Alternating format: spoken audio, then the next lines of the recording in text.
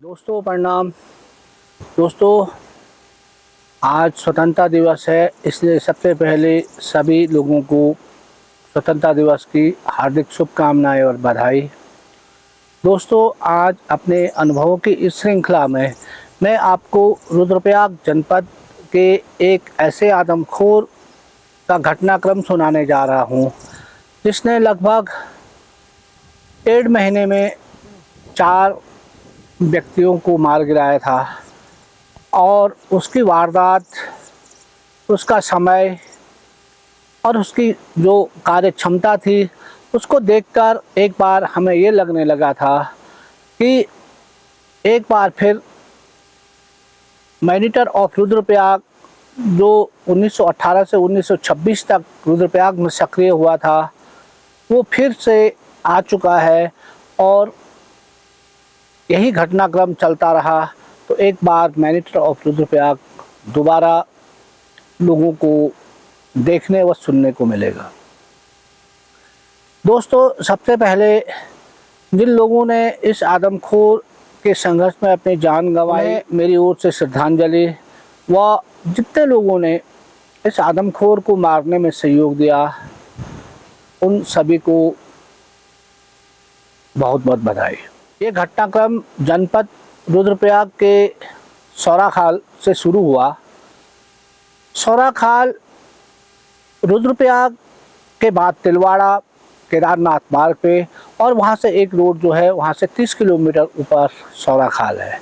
सौराखाल एक बहुत ऊंचाई पे और बहुत सुंदर जगह है, जहाँ से ऊंचाई के सारे दृश्य, जैसे जखोली हुआ, पौड़ी हुआ, खिरसू हुआ, और ऊपर के जितने भी चोटियां हैं, जैसे चौखंबा हुआ, ये सारी जगह वहाँ से दिखाई देती हैं।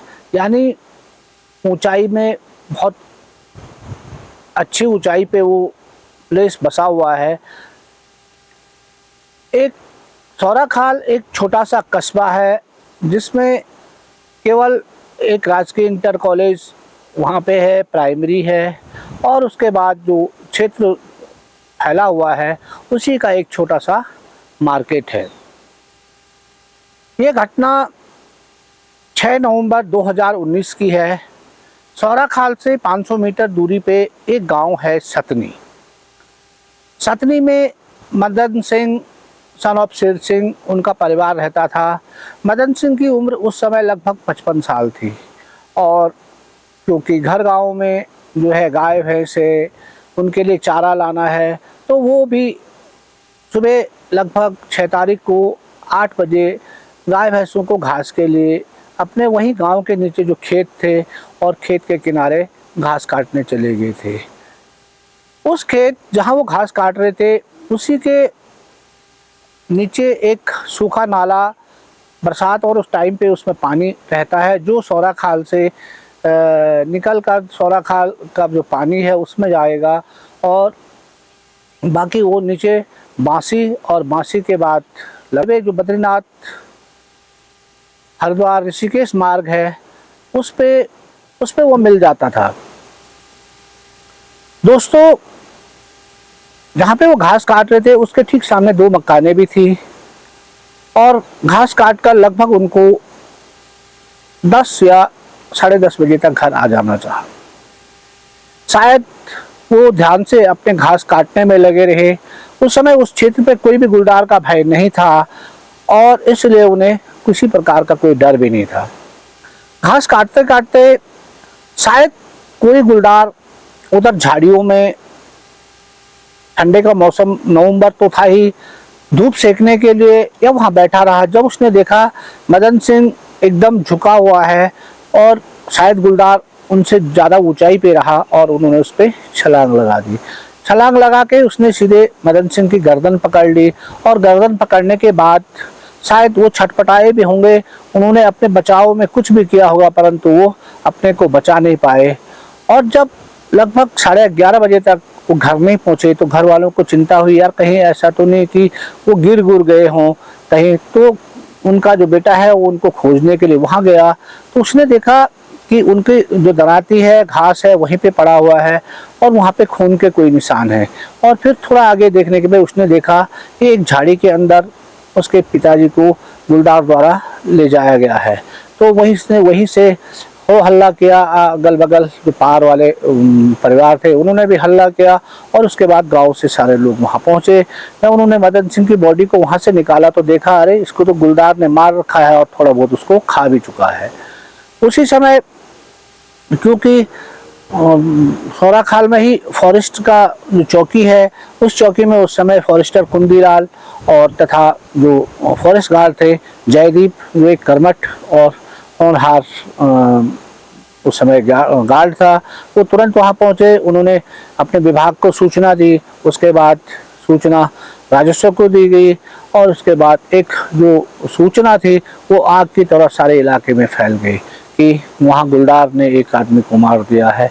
और उससे तुरंत फॉरेस्ट ने वहाँ पे पिंजरे डलवा दिए और उसी प्लेस पे पिंजरे डलवाए जहाँ पे उसने लास्ट बॉडी रखी थी। उन्हें विश्वास था कि ये गुलदार दोबारा लौटेगा और उस दिन पिंजरे पे फंस जाएगा, परंतु जनता के इतने आवत जावत से और इतने प्रेशर से शायद बहुत सारे लोग वहाँ पहुँचे, जिससे गुलदार वहाँ से भाग निकला और उसने वो प्लेस छोड़ दिया। 7 तारीख को भी गुलदार जब वो देखने गए तो गुलदार का कोई वहाँ नामो निशानी नहीं था और ना कि वो गुलदार उस पिंजरे पे या उस प्लेस पे दोबारा लौटा था। दोस्तों, उससे लगभग 1.5 किलोमीटर या 2 किलोमीटर नीचे एक गांव था बासी। बासी में भगत सिंह का परिवार रहता था और भगत सिंह की जो घरवाली थी सुधा देवी, वो लगभग उस समय 35 साल की थी। उसका एक बेटा 1 साल का छोटा और एक बड़ी लड़की 3 साल की थी। बेटे को सुबह दूध पिलाने के बाद वो गांव की औरतों के साथ घास के लिए जंगल जो जाना था, जंगल के लिए चले गए। जंगल भी लगभग गांव से 2 किलोमीटर दूर था और वही जो बद्रीनाथ ऋषिकेश मेन हाईवे है, उस हाईवे पे जो सिरोबगढ़ है, सिरोबगढ़ के ठीक सामने जहाँ पे बहुत सारा टूटता है, सिरोबगढ़ के ठीक सामने ही उनका जंगल था। और यानी कि उस जंगल से सिरोबगढ़ और सिरोबगढ़ के बगल पे जो होटल है, उस होटल के किनारे से ही ये लोगों का पैदल रास्ता भी, यदि वो पैदल आना चाहे नेशनल हाईवे से तो वो गांव के लिए आ सकते थे। घास जब वो गए तो घास काटते काटते लगभग उनका घास पूरा हो चुका था। सुधा देवी ने भी लगभग अपना घास पूरा काट लिया था और वो अपने जो भारी है, यानी जिस पे घास हम लाते हैं, उस भारी को ऊपर रास्ते पे ले आए और थोड़ा और घास के लिए वो वहाँ पर से 50 मीटर नीचे चले गए। और औरतें ने भी लगभग अपना घास पूरा काट लिया था और वो भी घर जाने के लिए तैयार थी। तभी उन्हें सुधा देवी की चीख सुनाई देती है और औरतों ने समझा नहीं कि ये क्यों चीखी और औरतें दौड़ती दौड़ती जब वहाँ गई तो उन्होंने देखा कि सुधा देवी को गर्दन से पकड़े हुए एक गुलदार खींच रहा है नीचे। और औरतों ने बहुत हो हल्ला किया, उस पर पत्थर मारे, तब उसने सुधा देवी को छोड़ा, परंतु तब तक सुधा देवी इस दुनिया में नहीं थी, यानी सुधा देवी की मौत हो चुकी थी। दोस्तों, औरतों के पास मोबाइल था, वहीं से उन्होंने घर फ़ोन किया और फ़ोन करने के बाद सारे लोग गांव के वहां पहुंचे। वहां पहुंचने पे उन्होंने देखा कि वास्तव में गुलदार ने सुधा देवी को मार दिया है। फॉरेस्ट विभाग को इसकी सूचना दी गई और क्योंकि एक घटना 6 तारीख को और दूसरी घटना 8 तारीख नवंबर हो चुकी थी, इसलिए सारा प्रेशर जो था, जनता का प्रेशर वन विभाग पे पड़ा और डीएफओ रुद्रप्रयाग ने उसी समय कार्रवाई करते हुए वाइल्ड लाइफ चीफ से इसकी मारने के लिए परमिशन जारी करने का अनुरोध किया और लगभग 5 बजे इसको मारने के लिए परमिशन जारी कर दी गई। उन लोगों ने मुझसे संपर्क किया, परंतु मैंने उन्हें बताया कि देखो मैं तो गैरसैंण हूँ, गैरसैंण से यहाँ कर्णप्रयाग 48 किलोमीटर, वहाँ से रुद्रप्रयाग 30 किलोमीटर और उसके बाद यदि तिलवाड़ा 7 किलोमीटर, उसके बाद सौराखाल, क्योंकि मैंने वो एरिया देखा नहीं था तो 30 किलोमीटर वो हो गया। तो बहुत लंबी दूरी है और इस टाइम पे मैं वहाँ पहुँच के कुछ फ़ायदा मुझे होगा नहीं, क्योंकि मैं वहाँ रात पहुँचूँगा और रात में फिर आप लोग इस बॉडी को और हम जो व्यवस्थाएँ हमको है वो व्यवस्थाएँ नहीं कर पाएंगे। इसलिए उन्होंने, गांव वालों ने, जो 2 स्थानीय शिकारी थे उन्होंने कहा कि हम लोग इस बॉडी पे बैठते हैं और इस बॉडी पे गुलदार आएगा तो हम कम से कम परमिट जारी हो गया है, चाहे कोई भी मारेगा, हम कम से कम गुलदार मर जाएगा और उसके बाद आगे के लिए कम से कम लोगों को शांति महसूस होगी। दो शिकारी अपने गने लेके वहां पहुंचे और उन्होंने जो बॉडी थी, बॉडी के बगल पे ही एक जो हल्का पेड़ था, उस पेड़ पे वो लोग बैठ गए। और बैठने के बाद लगभग 5-5:30 बजे के लगभग वो गुलदार उस बॉडी पे जो ही लोग वापस गए तो समझ लो, क्योंकि जंगल का एरिया था, सुनसान था, इसलिए वो गुलदार उस बॉडी पे वापस लौट गया। जब गुलदार उस बॉडी से लगभग 10 मीटर की दूरी पे था तो वो एक शिकारी ने अपना एम किया और उस गुलदार की ओर फायर कर दिया, परंतु फायर हुआ नहीं। उसका जो कॉटेज था वो मिस हो गया और खटक की एक आवाज़ हुई और बाकी खटक की आवाज़ होने से गुलदार ने जब ऊपर की ओर देखा ये खट की आवाज़ कहाँ से हुई, तो उसने देखा कि ऊपर दो आदमी जो है एक हल्के से पेड़ पे बैठे हुए हैं। और इतने में जो दूसरा शिकारी था उसने एम किया और उसने गुलदार पे फायर कर दिया, परंतु उसकी गोली भी गुलदार को नहीं लगी। और दोस्तों उसके बाद गुलदार भाग गया। अब फिर क्या था, गांव वालों ने जब फायर सुनी तो गांव वाले दौड़ते दौड़ते सारे वहां पहुंचे कि शायद गुलदार इन्होंने मार दिया है, क्योंकि वो अपने इलाके में चर्चित तो थे ही शिकार करने के लिए। इसलिए लोग वहां गए तो पता चला कि सर उस पर तो गोली लगी नहीं है। और उसके बाद वो सुधा देवी की बॉडी को नीचे अपने घर लेके आ गए। और उसके बाद डीएफओ रुद्रप्रयाग द्वारा मुझे संपर्क किया गया और 9 तारीख को मैं लगभग 12 बजे डीएफओ कार्यालय रुद्रप्रयाग पहुंचा। और रुद्रप्रयाग के बाद वो लोग मुझे श्रीनगर से बडियारगढ़ के रास्ते जो है उन्होंने मुझे बांसी पहुंचाया। बांसी पहुंचकर मैंने अपनी गाड़ी खड़ी की तो उसी समय वहाँ पे जो हमारे जिलाधिकारी रुद्रप्रयाग थे उस समय, मंगलेश घिड़ियाल जी, और बहुत चर्चित रहे, बहुत अच्छे व्यक्ति थे, वो भी वहाँ आए और उन्होंने भी हमसे पूछा। सर मैंने कहा मैं तो अभी आया हूँ और इसलिए अभी मुझे ज्ञान नहीं है, फिर भी मैं देखता हूँ। उसके बाद दोस्तों मैं अपने साथी वीरेंद्र को लेकर सबसे पहले घटनास्थल पर पहुँचा। मेरे साथ 1-2 गाँव के लोग और भी थे। जब मैं घटनास्थल पर पहुँचा तो मैंने देखा कि वास्तव में ये तो पूरा घनघोर जंगल है और यहाँ तो घास और पूरे जो पत्तियां है, छुपाव है, बहुत बढ़िया था। शायद गुलदार इस महिला को पहले देखता रहा और उसके बाद जो ये और घास काटने के लिए 50 मीटर नीचे पहुंची तो गुलदार ने इस पे घात लगा के हमला कर दिया।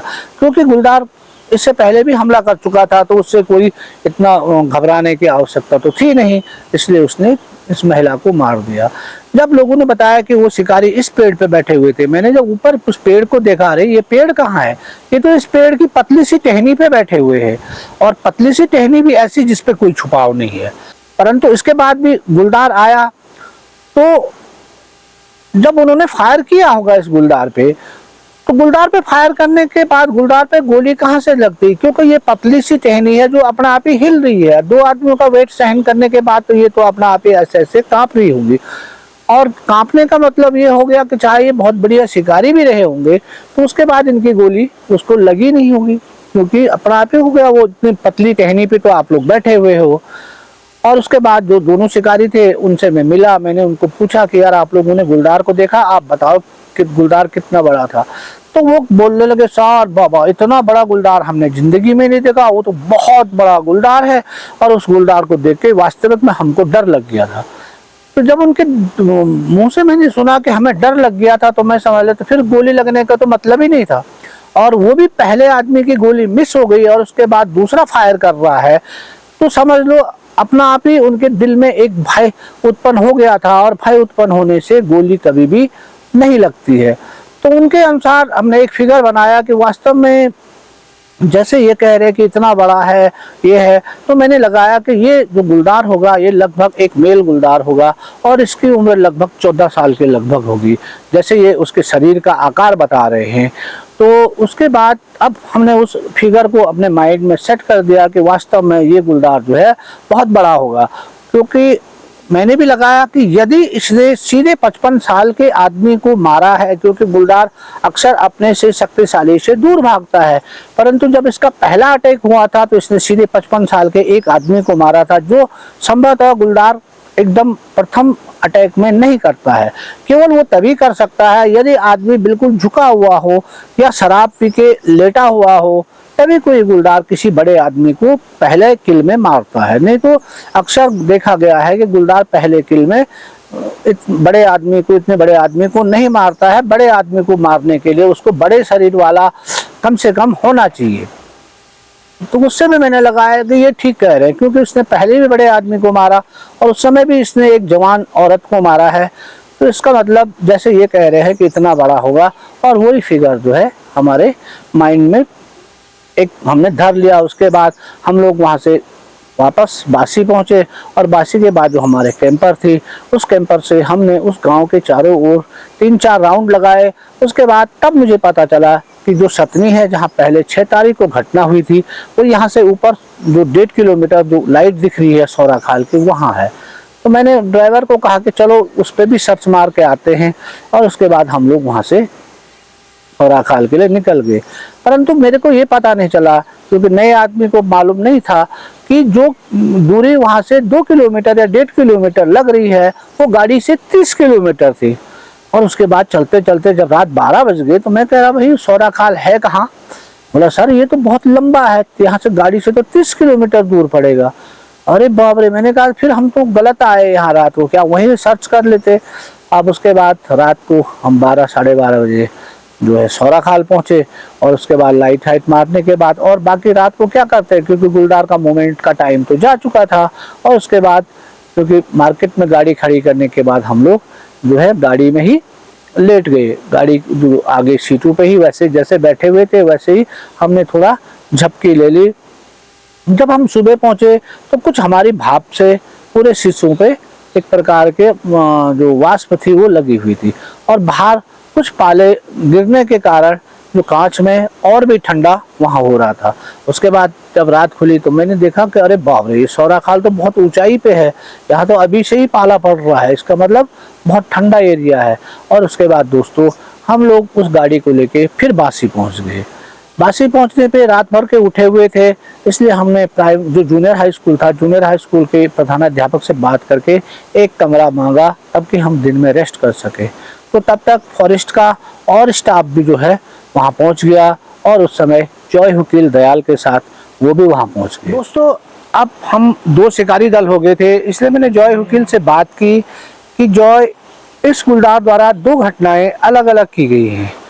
यदि हम दोनों शिकारी दल एक ही स्थान पे रहेंगे तो दूसरे एरिया वाला कहेंगे कि हमारे यहाँ शिकारी नहीं आए हैं।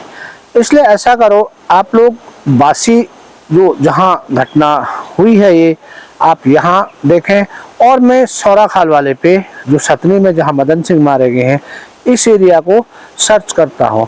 यदि कहीं भी गुलदार निकलेगा तो दोनों जगह में से एक जगह मारा जाएगा। और उसके बाद मैं अपने साथी वीरेंद्र के साथ अपनी गाड़ी से मैं सौरा खाल पहुंच गया। सौरा खाल जब मैं पहुंचा तो वहां पे मुझे जयदीप मिल गए, जो एक कर्मठ और होनहार नया आदमी था और बहुत ज़बरदस्त मेहनती था। उनके द्वारा अपने कमरे के बगल पे ही एक जो कमरा था, उस कमरे में हमारे रहने की व्यवस्था कर दी गई, और फॉरेस्ट द्वारा जो 1-2 आदमी हमारे साथ और भेजे गए थे, वे उन्हीं के किचन में खाना बना के, ये जो रोटेशन था हमारा अब ये शुरू हो गया था। अब हम लोग रात को इस सारे एरियाओं का सर्च करते, और दिन में क्योंकि प्रोजेक्टर और लैपटॉप में सारी चीज़ ले गया था, जैसे राजकीय इंटर कॉलेज सौरा खाल में हमने सबसे पहले उन बच्चों को गुलदार के व्यवहार और उनके बचाव के तरीकों पे चर्चा की, उन्हें फोटोग्राफ्स के द्वारा, और उन्हें हम कैसे उससे बच सकते हैं उसके बारे में जो था एक कार्यक्रम हम हमेशा दिन में अनेक स्कूलों में जाकर, जैसे सौरा खाल हुआ, चौरसिया हुआ, और प्राथमिक विद्यालयों में हुआ, जूनियर हाई स्कूलों में हुआ, ताकि उस सारे क्षेत्र के जो बच्चे हैं वे बच्चे उस गुलदार के व्यवहार के बारे में जान सकें और उस गुलदार से कैसे बचे वे अपने आप भी समझें और अपने घर वालों को भी उससे बचाएं। अनेक महिला मंगल दलों से उनको भी हम लोगों ने इस प्रकार का जो हमारा एक प्रोग्राम था जो दिन में होता था, उससे हम सबको उस गुलदार के बारे में जागरूक करा रहे थे और इस कार्यक्रम की बहुत प्रशंसा हो रही थी। दोस्तों, ये डिवाइस जो है वो जिलाधिकारी रुद्रप्रयाग और डीएफओ रुद्रप्रयाग द्वारा कानपुर डीआरडी से मंगाए गए थे। ये शाम होते ही ऑन हो जाते थे तथा सेंसिटिव रस्तों पे जहाँ जहाँ संभावना गुलदार की थी वहाँ पे ये रात को सायरन और लाइट बालते थे। इस प्रकार के डिवाइस सभी सेंसिटिव जगहों पे लगाए गए, परंतु इस डिवाइस में एक कमी थी कि ये किसी चीज़ की फ़ोटो नहीं खींचता था।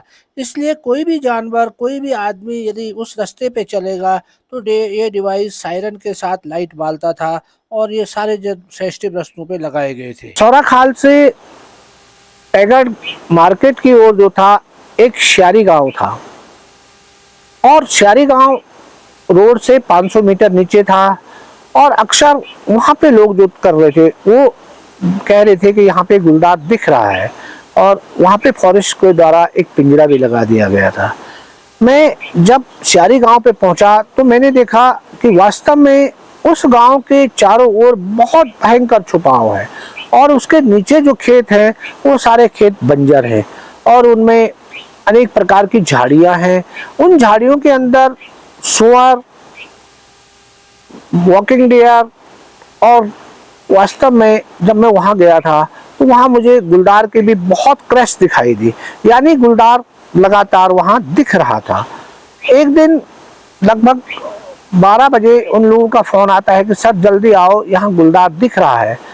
तो जब मैं वहां पहुंचा, मैं जयदीप के साथ वहां जब पहुंचा तो मैंने देखा हम मकान के आंगन से ही वहां गुलदार को दिख रहे थे, परंतु हमें वहां पे पहुंचते हुए ज़्यादा हो हल्ला, ज़्यादा भीड़ लगने के कारण जो है वो गुलदार छुपाव में निकल चुका था।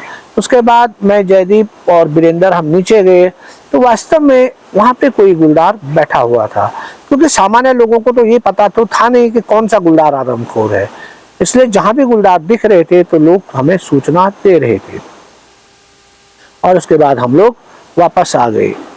दोस्तों, 13 तारीख शाम को हम लोग, मैं हुआ, वीरेंद्र हुआ और उस समय हमारे साथ हरिंदर जो हमारे गांव के हैं, वो बेटा है हमारा, वो भी हमारे साथ वहाँ गया था। और सुबह की पेट्रोलिंग के बाद, क्योंकि सुबह की पेट्रोलिंग हम गाड़ी से ही करते थे और 12 बोर जो थी हमारी वो लोडेड थी और राइफल भी लोडेड थी। उसके बाद मैंने राइफल गाड़ी से उतारी और 12 बोर जो थी वो गाड़ी में रही और शायद इन लोगों ने उस 12 बोर को अनलोड नहीं किया और वो गाड़ी में रही और गाड़ी के शीशे बंद रहे। तो दिन में तेज धूप पड़ने के कारण जो गन थी वो पूरी गर्म हो गई। शाम को हम लोग 13 तारीख को फिर उस श्यारी वाले पोर्शन पे सर्चिंग के लिए निकले। सर्च करने के बाद एक जगह हमने गाड़ी खड़ी की और उसके बाद हम नीचे के पोर्शन को देख रहे थे कि यहाँ से गुलदार निकल सकता है और थोड़ा देर देखने के बाद सारे लोग गाड़ी से बाहर थे और उसके बाद मैं गाड़ी की सीट पे बैठा और उसके बाद हरिंदर, जो वो दरवाज़ा खुला हुआ था तो उसने वो दरवाज़ा धक्का मार के पीछे की जो पीछे का सीट थी, गन हमने पीछे की सीट में लिटा रखी थी, तो उसने दरवाज़ा बंद किया। शायद उस दरवाजे बंद करने से उस गन के बट पे हल्का प्रेस हो गया और मैं बैठा ही बैठा था, धाम धमाका हुआ तो मैं समझा नहीं कि ये धमाका किस चीज़ का हुआ। तभी मैंने देखा कि पीछे की खिड़की का जो है कांच जो है वो चट टूट के नीचे गिर चुका है। तो मैं तब तक कुछ समझता, तब तक क्योंकि वीरेंद्र सामने खड़ा था, उधर जयदीप खड़ा था और इधर जो हरेंद्र था उसके द्वारा दरवाज़ा बंद किया गया। और जो 12 बोर थी वो 12 बोर दिन भर गर्म होने के कारण तुरंत फट गई। उसका जो कॉटेज था वो कॉटेज इंग्लिश कारतूस था और वो फट गया। फटने के कारण क्योंकि गन लिटाई हुई थी, उसने इस दरवाजे को बोर किया और इस दरवाजे से बाहर जो उसके अंदर जो 6 दाने थे, वो क्योंकि जो ऊपर वाला पोर्शन यानी चट्टान वाला जो पोर्शन था उस पे वो गोली वो जो उसके दाने थे वो एक पत्थर पे टकरा गए। क्योंकि गाड़ी बहुत नज़दीक खड़ी थी उसकी, इसलिए उस पे वो टकरा गए। और टकराने के बाद रीचेक होने के बाद वो दाने सीधे ऐसे निकल गए। ऐसे निकलने पे वीरेंद्र वहाँ खड़ा था तो उस पर तुरंत एक दाना जो पिचका हुआ होगा, क्योंकि पत्थर पे पिचकने के बाद वो फट गया होगा, तो उसने उसके पीछे हिप्स पे, यहाँ से हिप्स पे ये एक दाना अंदर लग गया। और तुरंत थोड़ा देर बाद वीरेंद्र ऐसे एक पाँव में उछलता हुआ, अरे भाई साहब मर गया मर गया मर गया। मैं सोचा नहीं क्या हुआ। फिर उसके बाद मैं जब धमाके की आवाज़ और वो कांच का टूटने से और बाहर चिल्लाहट की आवाज़ हुई तो मैंने दरवाज़ा खोला, मैं बाहर निकला कि क्या हुआ। तब मैंने देखा कि ये जो गन है वो गन फायर कर चुकी है और गन की जो गोली है वो रिजेक्ट होने के बाद वीरेंद्र को लग गई है। तो तुरंत मैंने उसका पैंट नीचे किया कि कहाँ गोली लगी है, क्योंकि ये पता नहीं चल पा रहा था कि वो उछल रहा था, इसके पेट में गोली लगी है कहाँ लगी है। तो मैंने देखा कि उसके यहाँ हिप्स में, पीछे से यहाँ से हिप्स में गोली लगने के बाद वो कट कर बाहर निकल चुकी है। और तुरंत, क्योंकि आप लगाओ कि अभी हम लोग खड़े होके गुलदार को देख रहे हैं और गन फटने के कारण हमारे साथी को ही गोली लग जाती है, तो मैंने तुरंत उसको गाड़ी में बिठवाया और सौरा खाल में तुरंत पहुंचा।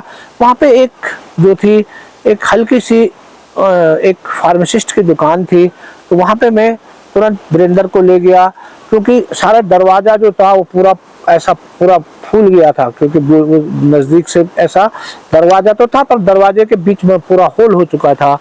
वहाँ पे ले गया। फिर उसके बाद उन्होंने वहाँ उसका फर्स्ट एड किया, तो उसने देखा कि गोली तो लगी है परंतु इसके द्वारा उसकी कोई नस नहीं काटी गई है। तो उन्होंने कहा कि यार ये बच गया है, आप ऐसा करो इसको रुद्रप्रयाग हॉस्पिटल ले चलो। और दोस्तों, कहाँ हम गुलदार के चक्कर में थे, अब हमारे आदमी को गोली लग गई थी। वैसे ही बिना उसके रुके हुए मैं उसको तुरंत वहाँ से 30 किलोमीटर के लगभग जो रुद्रप्रयाग तिलवाड़ा था, मैं तिलवाड़ा पहुँचा। और तिलवाड़ा के बाद क्योंकि अब मेरे पे गाड़ी चलाने की हिम्मत नहीं थी, इतने दूर तक तो मैं गाड़ी लेके आ गया था।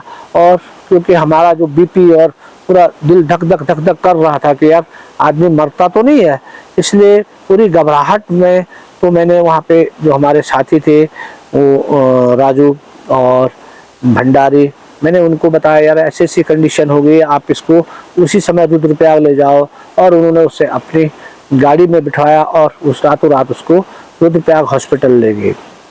रुद्रप्रयाग हॉस्पिटल में एक्सरे और उसको करने के बाद ये पता चला कि जो है ये गोली के और छर्रे हैं वो छर्रे तो इस पर घुसे हुए हैं, परंतु कहीं भी कोई नुकसान लायक नहीं है। और इंजेक्शन और पट्टी करने के बाद वो रात को 12 बजे फिर तिलवाड़ा आ गए। तब हमारे जान में जान आई और अब वीरेंद्र को भी थोड़ा ये लगा कि अब मैं बच गया हूँ। और तब हम सोच रहे थे कि थोड़ा से और ऊंचाई में ये गोली रिजेक्ट होती, यदि पेट में लग जाती तो एक आदमी हमारा अपनी गोली से ही मर चुका था। दोस्तों, इस घटना के बाद हम बहुत घबरा गए थे। घर वालों को भी हम लोगों ने ये नहीं बताया कि हमारी जो गन है वो फटने के कारण वीरेंद्र को गोली लग गई है। तो मैंने वीरेंद्र को कहा कि चलो ऐसा करता हूँ, मैं घर चलता हूँ और तुमको घर छोड़ देंगे। परंतु वीरेंद्र ने कहा कि हमें घर जाऊँगा, लोग क्या बोलेंगे, ऐसा करो मैं भी सौरा खाल फिर वापस आता हूँ और दवाई इंजेक्शन जो है वहीं मेडिकल उस पर लगा लेंगे, जो फार्मासिस्ट की दुकान है वहीं लगा लेंगे। और उसके बाद फिर 14 तारीख को हम लोग शाम को तिलवाड़ा से सौरा खाल की ओर चल दिए। जब हम लोग सौरा खाल से लगभग 10 किलोमीटर पीछे थे तो एक स्थान पे हम देखते हैं कि शाम को हमारी गाड़ी लाइट बाल के हम लोग आ रहे थे, तो एक जो रोड के किनारे पैराफिट है, पैराफिट के ऊपर एक गुलदार बैठा हुआ है। और हम तुरंत उसके जब नज़दीक पहुँचे, यानी हम लोगों का इतना ध्यान नहीं था कि यहाँ गुलदार दिखाई देगा, और हम उससे लगभग 10 मीटर पे जब पहुँच गए तो मैंने तुरंत गाड़ी रोकी और मैंने कहा ये तो गुलदार दिख रहा है। और उसके बाद ये आदमखोर होगा क्योंकि कोई होने लगा, परंतु उसका शरीर खूब बहुत बड़ा लग रहा था। तो मैंने राइफल निकाली और उसके बाद मैंने हरेंद्र को कहा कि थोड़ा इस पे लाइट मार। उन्होंने लाइट मारी तो वो पैराफिट के बगल से नीचे चले गया, तो बिल्कुल गुलदार दिख रहा था। तो मैं क्या करूं, फायर करूं ना करूं, फायर करूं ना करूं, मैंने उस पर फायर कर दिया। परंतु दोस्तों, क्योंकि आदमी जब डबल माइंड होता है, या करो ना करो, या वही होगा नहीं होगा, तो 10 मीटर पे भी वो गोली उस गुलदार को नहीं लगी और गुलदार वहीं से छलांग मारते हुए नीचे निकल गया। उसके बाद हम लोग सौरा खाल पहुंचे। अब जयदीप और उन्होंने पूछा कि कैसे है, मैंने कहा अभी ठीक है। और उसके बाद वीरेंद्र वहीं आराम करने लगा और हम लोग अब जो था फिर अपनी जो अगली रणनीति थी अब उस पर काम करने लगे। 16 नवंबर को एक गुलदार द्वारा शारी के कंपार्ट नंबर 7 में एक गाय मार दी गई। हम उस गाय को देखने गए तो गुलदार द्वारा उसको थोड़ा खाया हुआ था, और हम लोगों ने, मैं हुआ, जयदीप हुआ, हमने तुरंत वहाँ पे मचान बना दी।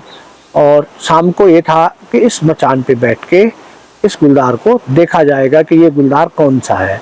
और मैंने फ़ोन द्वारा जॉय वकील को भी बताया कि आप भी आ जाओ, यहाँ पे एक गाय मार रखी है, दोनों आदमी बैठेंगे, ये तो क्लियर होगा कि ये गुलदार कौन सा है। और वो भी वहाँ पहुँच गए। शाम को जब हम लोग कमरे से निकले, अब हमको जो मचान थी, वो मचान क्योंकि जंगल में थी, अब वहाँ पहुँचना था। तो हम लोग जब वहाँ पहुँचे और मचान के नज़दीक पहुँचे तो जॉय कहने लगा गाय कहाँ है। मैंने कहा ये तो होगी वहाँ पे। तो देखा तब तक जो गिद्ध थे, उन गिद्धों द्वारा गाय के केवल वहाँ पे छाली छाल थी और केवल एक सर का टुकड़ा था, बाकी और कोई चीज़ उसकी बची नहीं थी। अब हमने सोचा, हमने तो मचान भी बना रखी है यहाँ, और यहाँ तो गाय का तो अता पता ही नहीं है। फिर भी हम लोग उस मचान पे बैठ गए, क्योंकि हो सकता है कि गुलदार जो है क्योंकि वो रात का उसका भोजन तो सोचेगा कि मेरा बचा हुआ है, क्या पता वो आए तो उसके मूवमेंट से तो पता चल जाएगा कि यहाँ पे गुलदार आएगा। और उस दिन में नाइट विजन कैमरा भी जो ले गया था साथ में, ताकि मैं इस गुलदार की फोटोज खींच सकूं। 1 घंटा बीत गया और अंधेरा होने लग गया। जब अंधेरा हुआ तो हल्का सा मूवमेंट जब हुआ तो मैंने अपना नाइट विजन जो कैमरा था वो निकाला। नाइट विजन से मैंने देखा कि यहाँ पे गुलदार नहीं, बल्कि एक जो रेड फॉक्स जैसी होती है, रेड फॉक्स जिसका पूंछ पीछे से सफ़ेद होता है, वो उस हड्डियों पे आ रही है। यानी उस फॉक्स का उन हड्डियों पे आने का मतलब है कि इस एरिया में गुलदार नहीं है। और लगभग 2 घंटे वहाँ पे बैठने के बाद भी गुलदार जब नहीं आया तो हम लोग फिर उतर के वापस आ गए। अब और रणनीति हम आगे को सोच रहे थे। लगभग 18 तारीख को मैं शारी की ओर जाने के लिए हम लोग रास्ते में थे, तब तक कोई स्कूटी वाला आता है और वो हमें बता रहा था कि सर शारी से पीछे बैंड पे उसको गुलदार दिखा, और वो गुलदार रोड पे था। और मैंने कहा कहाँ गया? बोला सर वहीं पे रोड के नीचे चले गया है। और तो हम लोग उधर को जा ही रहे थे, तो मैंने कहा चलो हम तो उधर ही जा रहे हैं, क्योंकि सौरा खाल से शारी लगभग 3 या 4 किलोमीटर था। फिर उसके बाद तब तक हमको रास्ते में एक गाड़ी वाला हाथ दे के हमको रोकता है, कहता सर शारी के बगल पे बैंड पे गुलदार दिखा हमें, और वो रोड पर है और वो वहीं पे नीचे जा रहा है। और उस समय जब वीरेंद्र और हम आए थे तो उस समय हमारे पास तिलवाड़ा के जो भंडारी थे वो भंडारी भी हमारे साथ। हरेंद्र हुआ 3, और उसके बाद एक जो ड्राइवर थे वो भी हमारे साथ थे। तो जब गाड़ी वाले ने हमें बताया कि उसको भी गुलदार दिखा है, तो मैंने अपनी गाड़ी जो है चलाने के लिए उनको दे दी और स्वयं ड्राइवर के बगल की सीट पे बैठ के राइफल लोड करके दरवाज़ा आधा खुला हुआ छोड़ के मैं बिल्कुल एक तैयार मुद्रा में था कि मैं देखूं कि हमें दिखता है या गुलदार नहीं दिखता है। या ऐसे बैंड था, बैंड के बाद ये रोड सीधी थी और जो हमने बैंड काटा तो हमें सीधे गुलदार रोड पे दिखाई दिया। यानी मैं ये समझा नहीं कि 3 लोग जो लगातार, तीसरे हम थे, ये गुलदार रोड पे कर क्या रहा है। जब मैंने गुलदार को रोड पे देखा तो मैंने देखा ये गुलदार लगभग 7-8 साल का एक मेल गुलदार है और इसका जो कलर है वो पूरा ब्राउन है और ये रोड पे ऊपर की ओर किनारे पे था। और जब इसने हमारी गाड़ी को देखा, क्योंकि मैंने जो गाड़ी चला रहे थे उनको कहा था कि आप सीधे लेके गाड़ी को सीधे रोकना और मेरा दरवाज़ा खुला हुआ है और मेरी राइफल इस पे है, मैं खट दरवाज़ा ऐसा खोलूंगा और सीधे जो खिड़की है खिड़की पे ही एम लेके मैं फायर कर सकता हूँ। तो गुलदार सीधे आके वहीं पे नीचे की ओर आ गया और नीचे की ओर आने के बाद वो है वहीं पे दुबक गया। उसका इतना सर दिख रहा था तो मैंने ठीक एम करके उस पे फायर कर दिया उसके सर पे, परंतु मेरी गोली उसके सर को नहीं लगी। जो मैंने फायर किया उसी समय गुलदार ने सर नीचे कर दिया। उसके सर नीचे करते ही गोली उसके सर के ऊपर से निकल गई और गुलदार वहीं पर से नीचे बैठ गया। अब नीचे बैठने पे जो मैं आगे को गया तो मैंने भंडारी को कहा कि भंडारी इधर आओ और मुझे ये बताना कि ये गुलदार कहाँ पे है, क्योंकि मैं एकदम उस हरे के बीच इसको पहचान नहीं सकता हूँ। मैं देखूंगा इधर, सपोज गुलदार इधर हो तो ये इधर देखेंगे तो ये पता चल जाएगा। और भंडारी जो थे, भंडारी को थोड़ा मेरे को लगा कि गुलदार देखने के बाद उनमें जो एक हलचल है वो बढ़ जा रही थी। यानी जैसे लोग कहते हैं कि गुलदार को देखने पे आदमी हकबका जाता है, क्या करो, तो उसी प्रकार किसी का बीपी इस पे हाई हो जाता है हल्का सा। तो भंडारी का भी यही मैंने देखा कि यही मूवमेंट, इनके मूवमेंट में थोड़ा चेंजमेंट आ चुका है। फिर गया तो मैंने भंडारी को बुलाया कि भंडारी देखो, कुछ मैं देखूंगा, कुछ मैं देखो, गुलदार ज्यादा दूर भागा नहीं है बल्कि यहीं बैठा होगा नीचे। जब भंडारी वहां पे आया तो कुछ इधर मैं देख रहा था, उधर को भंडारी देख रहा था। वो हरी घास और उन झाड़ियों के अंदर हमको गुलदार को देखना था क्योंकि हल्का अंधेरा हो चुका था। परंतु मैंने देखा कि भंडारी में एक प्रकार की, किसी को गुलदार को देख के किसी की हार्ट बीट बढ़ जाती है या बीपी या उसके व्यवहार में एकदम बदलाव आ जाता है, तो भंडारी में इसी प्रकार का एक बदलाव आ गया था। उसकी जो मूवमेंट था वो बहुत तेज हो रहा था। तो मेरे को तो नहीं दिखा परंतु भंडारी को गुलदार दिख गया और उसने मुझे बताया कि ये है, ये है, ये है। और एक तो अंगुली से उस गुलदार की ओर इंगित करना और मुंह से बोलने से गुलदार समझ गया कि इन्होंने मेरे को देख लिया है। और वो हमसे केवल 5 या 10 मीटर पे जो झाड़ी थी, झाड़ी पे छुपा हुआ था और वहां से ऊपर देख रहा था। अब जब तक मैं उसको एम करता तब तक गुलदार भाग निकला वहां से और उसके बाद हम लोग कैंप वापस आ गए। कैंप वापस आने के बाद फिर मैंने एक चीज ध्यान दिया कि ये गुलदार लगातार 3 लोगों ने, एक हम हुए, 2 लोगों और ने इसको देखा और ये सड़क पे क्या कर रहा है, ये लगातार रोड पे क्यों घूम रहा है। सुबह हम लोग 4 बजे उठे, मैं हुआ, भंडारी हुआ, जयदीप हुआ और हम लोग फिर उस गुलदार को देखने के लिए कि क्या ये सुबह भी रोड पे दिख रहा है या नहीं। और जब हम फिर शारी की ओर गए तो जो बैंड है, पहले शाम को वो बैंड से आगे दिख रहा था और इस समय लगभग 4:30 बज रहे थे अंधेरे में, तो हमको ये गुलदार फिर रोड पे दिखाई दिया क्योंकि गाड़ी की लाइट से। और उसके बाद फटक से हमने देखा, अरे ये तो गुलदार यहीं दिख रहा है। और उसके बाद वो रोड के नीचे चले गया। रोड के नीचे जाने पर फटक से गाड़ी हमने खड़ी की और उसके बाद सर्च लाइट से हमने उस गुलदार को सर्च मारी, परंतु गुलदार हमको फायर करने का चांस नहीं दे रहा था। किसी समय उसकी केवल 2 आंखें दिख रही थी, तो उस हरे में उसके बदन का पता नहीं चल पा रहा था। और ऐसे होते होते लगभग आधा घंटा हम लगातार उससे आंख मिचौली करते रहे, परंतु वो गुलदार पे हम लोग फायर नहीं कर पाए और वो जब रात खुली तो उसके बाद वो लापता हो चुका था। अब हमें ये ध्यान नहीं हो रहा था कि ये गुलदार इस प्रकार का व्यवहार कर रहा है जैसे कोई आदमखोर गुलदार हो, परंतु वो लोग तो इसको बहुत बड़ा बता रहे थे। तो ये गुलदार क्या आदमखोर है? ये चीज हमारे दिमाग में लगातार एक संघर्ष कर रही थी और मैं समझ नहीं पा रहा था कि ये गुलदार कहीं हो ना हो यही गुलदार आदमखोर हो,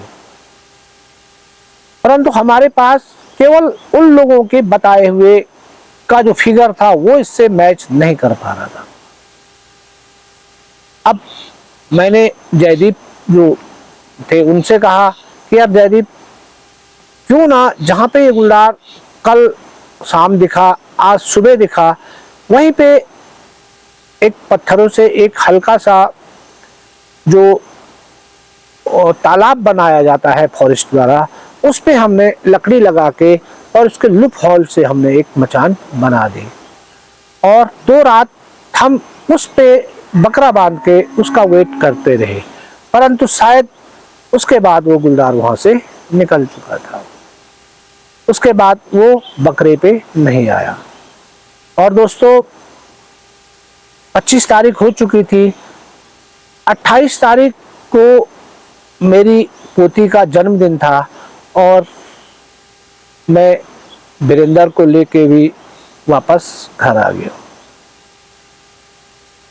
और उसके बाद 30 तारीख को मैं फिर सौरा खाल के लिए घर से चला, परंतु इस समय मैं अकेला था।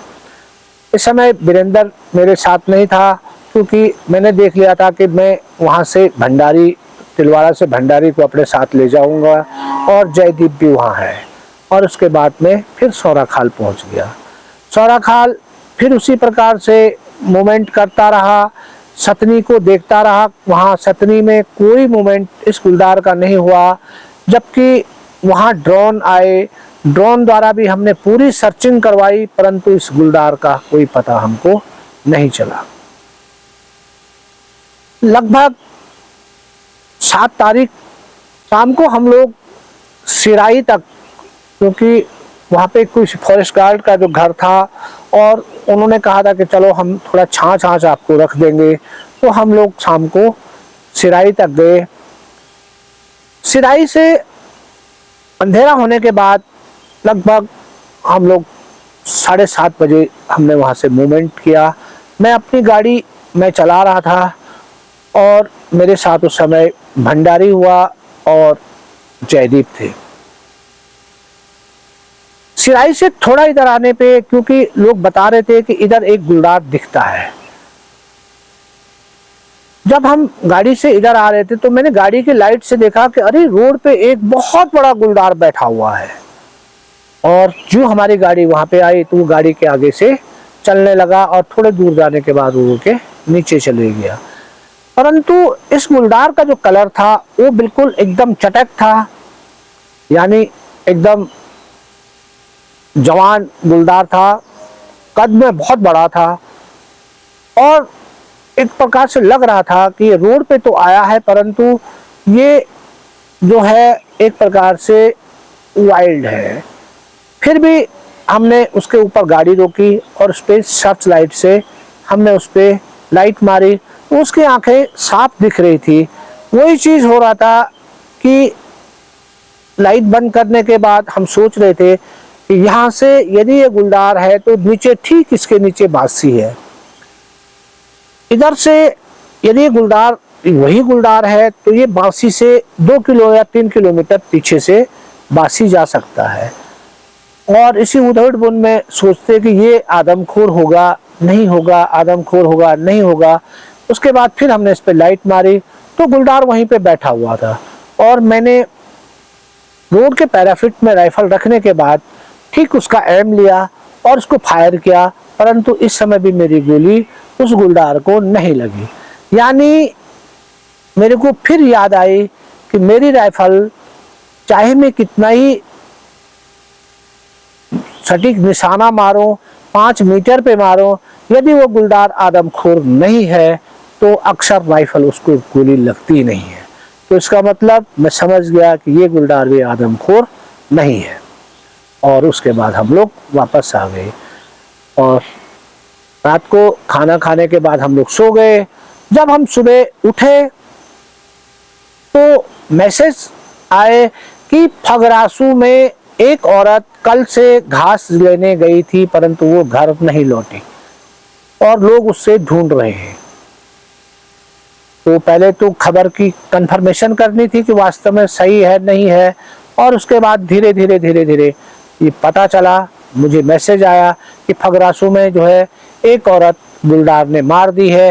रात भर उसकी बॉडी नहीं मिली और सुबह उसकी बॉडी मिल चुकी है और जॉय वकील को भी सूचना मिल गई और हम लोग मैं वहाँ से तिलवाड़ा होते हुए और उसके बाद फगरासू माने नेशनल हाईवे जो श्रीनगर वाली है उससे जहाँ पे एकदम धारी से आगे को एक जगह पे ऐसा लगता है कि जो डैम है वो बिल्कुल जो पानी है वो सड़क पे लगा हुआ है, एक पानी का बीच बना हुआ है और उसी के बगल पे जो होटल है ठीक वहाँ पे जो पुल लग रहा है, यानी सिरोबगर जब बंद हो जाएगा तो वो रोड पार चले जाएगी। वो सामने वाला गांव फगरासू था और जब हम वहाँ पहुँचे तो लोगों ने बताया और वहाँ पे डीएफओ पहुँच चुके थे, वहाँ के सारे प्रशासन वहाँ पहुँच चुका था कि वो औरत जो है वो सामने जो उधर है उस साइड को वहाँ गुलदार ने मार रखी है। तो हम लोगों ने गाँव वालों को बताया कि ठीक है, आप बॉडी वहीं है, आप निश्चिंत रहो, आज हम उस गुलदार को पक्का मार देंगे। और दोस्तों हमने सब्बल गैती कुछ तार कुछ रस्से हमने लिए और 2-3 लोग हमारे साथ उस ओर चल दिए। चलते चलते मैंने देखा कि हम ठीक वहाँ से 3-4 किलोमीटर आगे जो है, ठीक जहाँ पे वो बीच है जो बड़ा तालाब बना हुआ है डैम का, ठीक उसके ऊपर हम लोग पहुँच चुके हैं। वहाँ पे मैंने देखा एक बॉडी जो है उसने एक जो झाड़ी है उस झाड़ी में डाल रखी है। नीचे पत्थरों का स्लाइड है, ऊपर पूरी चट्टान है और बीच में हल्का सा 1 फुट का एक रास्ता है। वो गुलदार उसको खाने के बाद उसके अंदर उसको छुपा गया था, इसलिए लोगों को बॉडी लेट में मिली थी। हमने उस बॉडी को ऊपर खिंचवाया, उसके बाद जो 1 फीट का हल्का सा जो चौड़ा रास्ता था उस पर 2 पेड़ों पे एक लकड़ी बांधी, उस लकड़ी पे हमने उस बॉडी को कसा और उस लकड़ी को जो 2 पेड़ हल्के हल्के मोटे पेड़ थे उन पे उसको बांध दिया ताकि गुलदार यदि इस पे आए तो वो बॉडी को एकदम खींच के ना ले जाए। यदि वो बॉडी को खींचता है तो उसके बाद 50 या 60 मीटर के बाद वो सीधे नदी में ले जाएगा। अब अपने के लिए बैठने के लिए जगह खोजनी थी तो जगह कहीं नहीं थी। उसके बाद हम लोग उस चट्टान पे थोड़ा ऊपर गए, मैंने वहां से 2-3 पेड़ काटे, उन पेड़ों को ऐसे लगवाया और जमीन खुदवाई। जमीन खोदने के बाद हम लोग लगभग 4 बाय 4 का 4 फीट का इतना चौड़ा एक जो बैठने के लिए एक पिच बनाया, उसको चारों ओर हमने पत्तों से ढक दिया और उसके अंदर मैं हुआ 1, जॉय वकील हुआ 2 और एक जो फगरासू के रविंदर थे वो हम लोग तीनों उसके अंदर बैठ गए। बहुत जल्दी हम लोग बैठ गए थे क्योंकि हम लोगों को दिन में ही वहीं पे मचान बनाई और उसके बाद हम लोग बैठ गए थे। बाकी हम लोगों को हमने कहा कि आप लोग वापस चले जाए। सारे लोग वापस आ गए थे। मचान जमीनी थी और केवल 3 आदमी उसमें बैठ सकते थे, बाकी कोई मूवमेंट हम कर नहीं पाते थे क्योंकि दोनों ओर चट्टानें थी, बिल्कुल एकदम चट्टान पे, यानी हम आगे को भी देखें तो पूरी चट्टान थी। यदि हम उस चट्टान से गिरेंगे तो सीधे नीचे नदी में जाएंगे। इस साइड से भी वही हाल था, इस साइड से भी वही हाल था। यानी जॉय वकील बोल पाए कि यार रावत, आपका अनुभव आज हम मुझे पता चला कि आपने ऐसी जगह पे भी मचान बना दी। और दोस्तों जो अंधेरा हुआ, अंधेरा होने के बाद हम सुनसान देखे थे परंतु अब कुछ दिखाई नहीं दे रहा था, तो हमें हल्की सी एक पत्थर गिरने की आवाज अपने पीछे साइड से सुनाई देती है। तो लग रहा था कि शायद गुलदार हमसे ऊपर दिन में ऊपर गया था, अब वो नीचे की ओर आया है और थोड़ी देर बाद वो वहां से नीचे निकला होगा। परंतु आज हम लोगों ने ये कहा था कि जॉय, ये गुलदार चालाक है, आप ऐसा करो, मैं लाइट मारूंगा, आप इसको 12 बोर से फायर करेंगे, क्योंकि 12 बोर के अंदर 6 दाने हैं, 6 में से कोई ना कोई दाना इसको पक्का लगेगा। और इसलिए जॉय को फायर करना था, वो भी 12 बोर से, और मेरे को लाइट मारनी थी।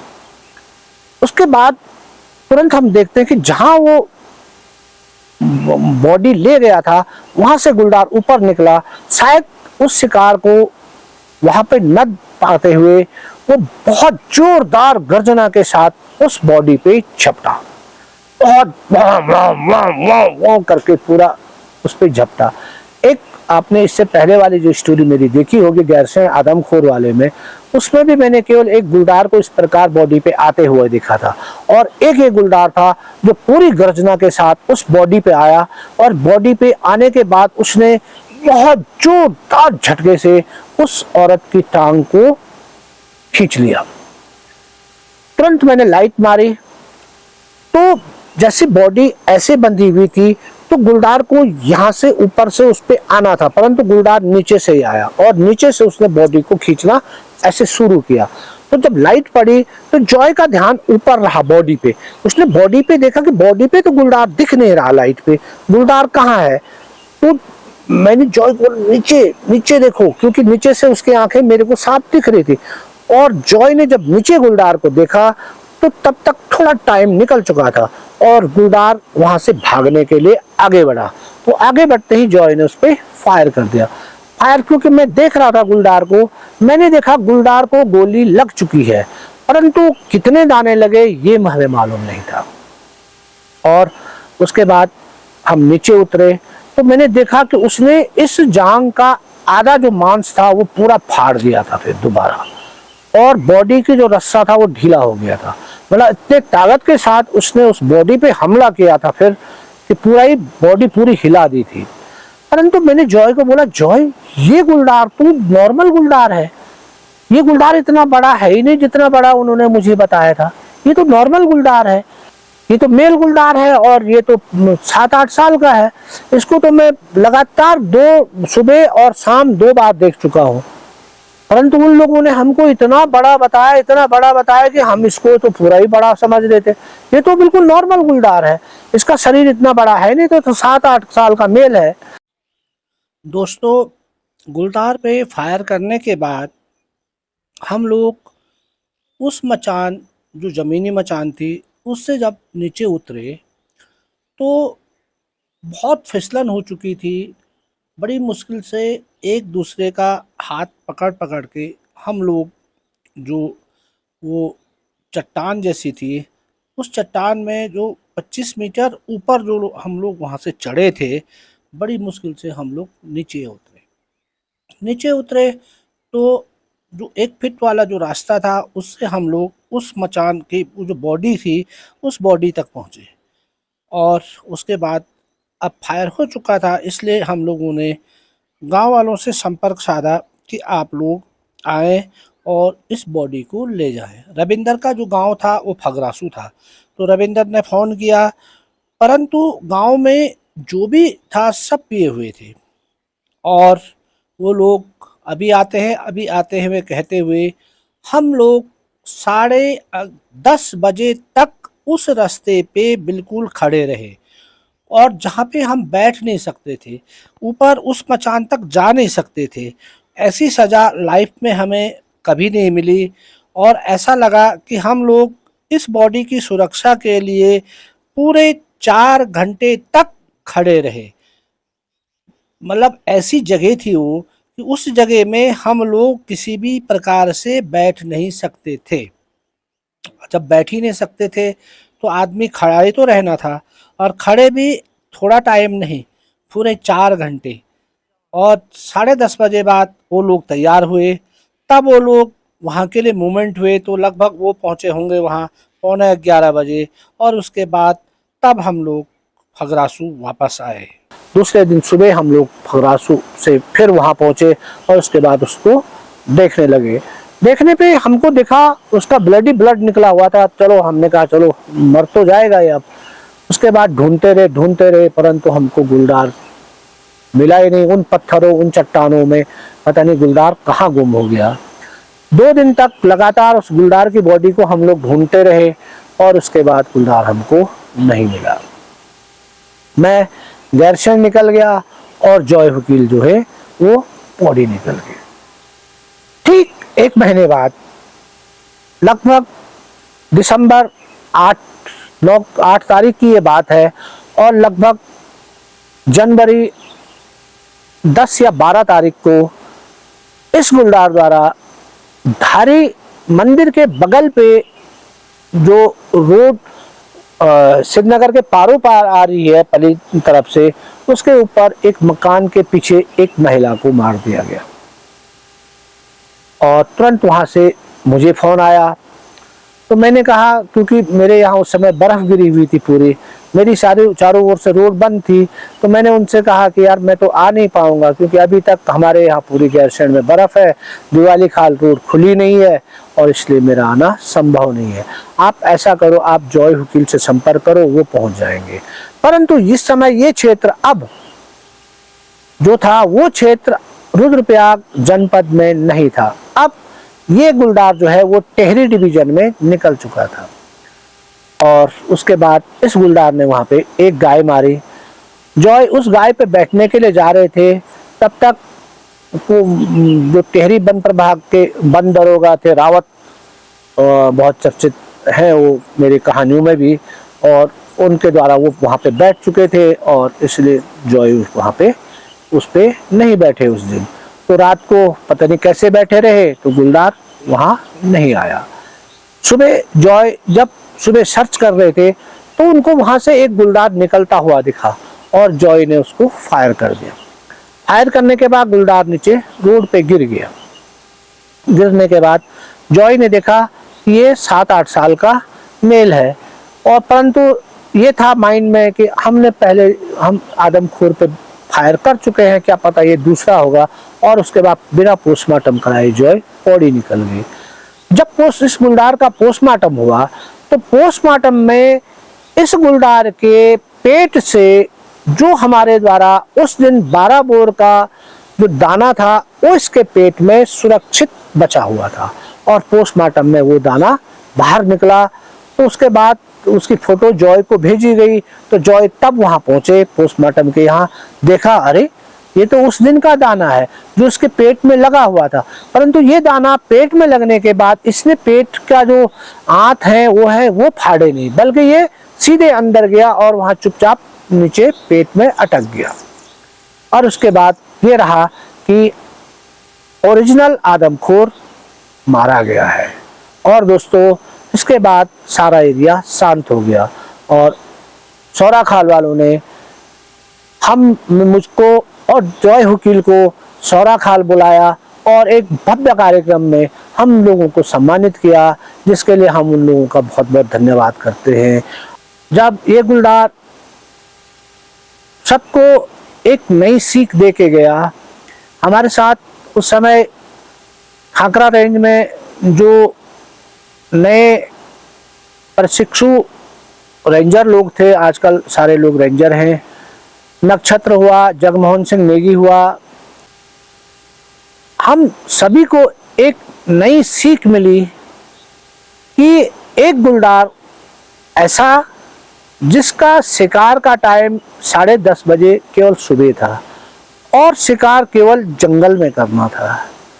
आप लगा लो यदि ये लगातार इसी प्रकार मारा नहीं जाता और ये लगातार जंगल में घास वाली औरतों पे शिकार बनाता तो बहुत टफ हो जाता, इसको मारना बहुत मुश्किल हो जाता।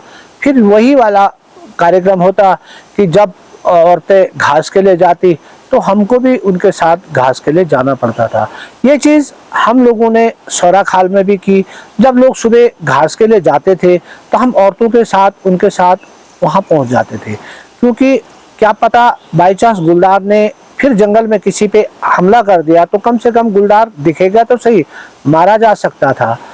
तो इस प्रकार की प्रक्रिया करनी पड़ती तो देखो हम लोगों ने बहुत जगह इस प्रकार के भी तो महिलाओं के कपड़े भी पहनने पड़ते हैं, ताकि वो गुलदार आपको महिला समझकर आप पे हमला करे।